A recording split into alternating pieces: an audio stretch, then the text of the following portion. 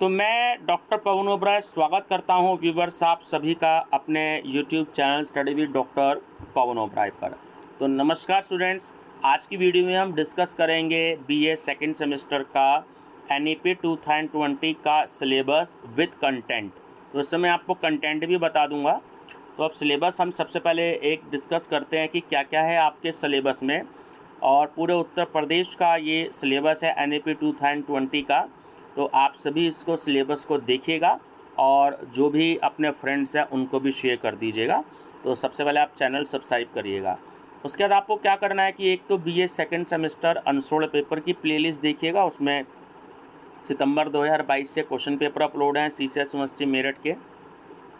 2023 के भी सीसीएस में शुरू नहीं हुए, सहारनपुर में भी अभी शायद चल रहे हैं।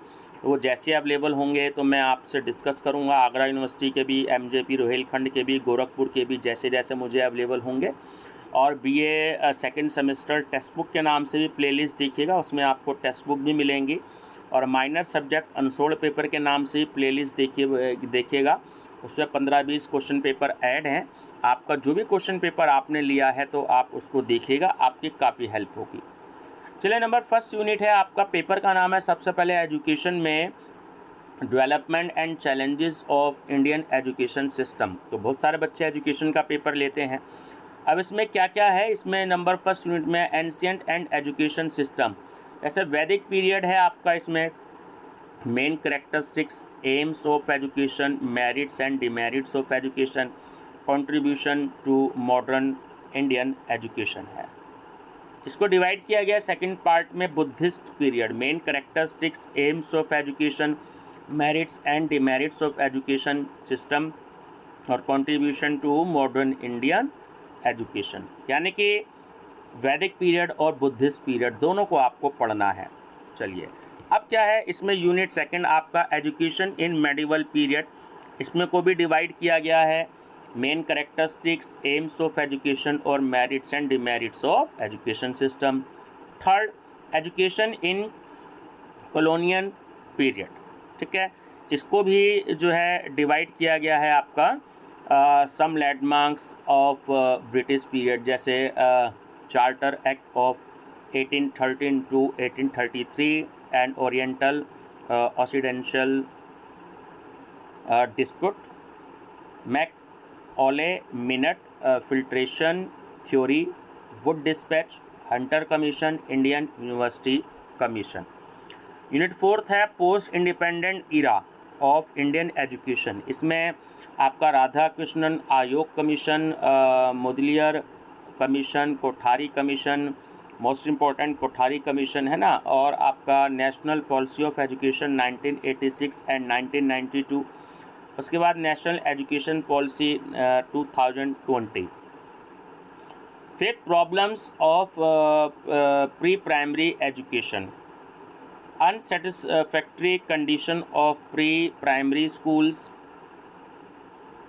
loopholes of supervision and administration, problem of uniformity। ठीक है, चलिए नेक्स्ट है आपका unit 6 problems of elementary and secondary education, problems of access and equity and mass versus class gap in standard financial load on parents syllabus.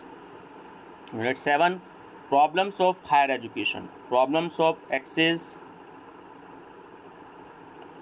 Gender दे रखा है इसमें है ना, मास्कुलाइन, आपका feminine and transgender and caste, class, religion, ठीक है, और आपका region, problem related with students, aimlessness, intolerance, aggression, unemployment and competition. और लास्ट यूनिट है आपकी affecting factors of Indian education, population explosion, poverty और ब्रेन ड्रेन। तो ये स्टूडेंट्स आपका तो सिलेबस था। एक कंटेंट भी मैं आपको बता देता हूँ कि इस सिलेबस के जो कंटेंट है, तो जो उसका जो चैप्टराइजेशन किया गया है वो क्या क्या आपका चैप्टर है। तो नंबर फर्स्ट है आपका प्राचीन काल में शिक्षा, जो आपकी वैदिक कालीन शिक्षा थी जिसको हम गुरुकुल पद्धति भी कहते हैं। सेकंड है प्राचीन भारतीय बौद्धकालीन शिक्षा। नंबर थर्ड मध्यकालीन शिक्षा, इसमें मुस्लिम शिक्षा थी जिसमें मकतब और मदरसा है। 4 नंबर है सन 1813 से 1833 के आज्ञा पत्र और प्राच्य पाश्चात्य विवाद। नंबर 5 मैकाले का विवरण पत्र जो 1835 का है। नंबर 6 है वुड का घोषणा पत्र 1854 का। नंबर 7 भारतीय शिक्षा आयोग जिसमें हंटर आयोग 1882 है। 8 गोखले का बिल जो 1911 का है। 9 सैडलर आयोग जो 1917 का है। उसके बाद 10 हल्टांग आयोग जो 1929 का है। 11th में है आपका वर्धा शिक्षा योजना जिसको हम बुनियादी शिक्षा या नई तालीम कहते हैं। 12th है सार्जेंट योजना। 13 विश्वविद्यालय शिक्षा आयोग। 14 माध्यमिक शिक्षा आयोग जो 1952-53 का था, मुदालियर आयोग।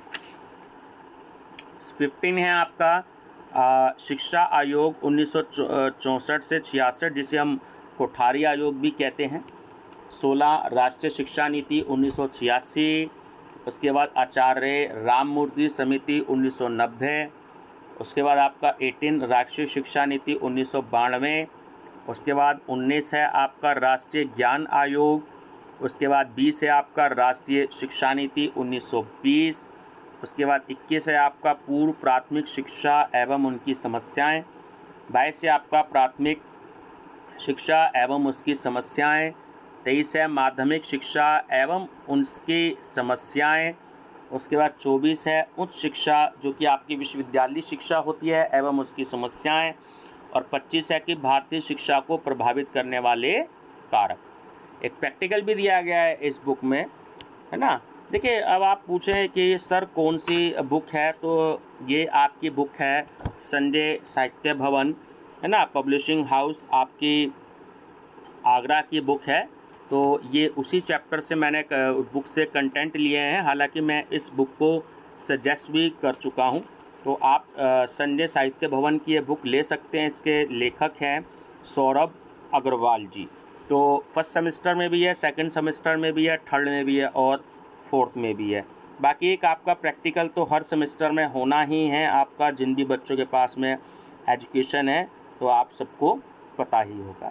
ठीक है व्यूअर्स, तो आप सभी जो है ये मैंने कंटेंट के साथ इसलिए अपलोड कर दिया क्योंकि इंग्लिश मीडियम में सिलेबस था और कई बार हिंदी मीडियम के बच्चे कहते हैं कि सर हमें समझ में नहीं आया कि क्या क्या चैप्टराइजेशन है। तो मैंने इसलिए जो है विद कंटेंट बता दिया, तो ताकि आपको आसानी हो जाए और आप सभी स्टूडेंट्स अपनी जो स्टडी है वो बहुत अच्छे से कर पाए। बाकी मेरी तरफ से आप सभी को बेस्ट ऑफ लक। वीडियो ज़रूर शेयर कर दीजिएगा अपने फ्रेंड सर्कल में। Thank you.